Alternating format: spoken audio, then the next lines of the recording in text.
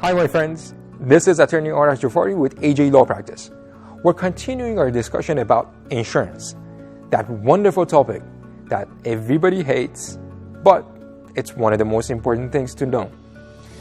So today we're talking about comprehensive coverage. What exactly is comprehensive coverage and why is it that you think you would need it? Here's why.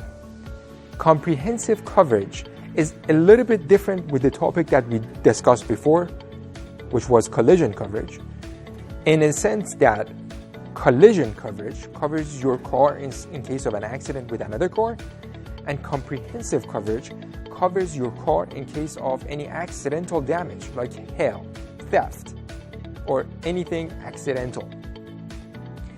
If you have any questions, if you have any comments, please let me know down below. Let me know if this is a type of coverage that you currently have or you don't think you need. Let's discuss below. Have a wonderful day, my friends. See you next time.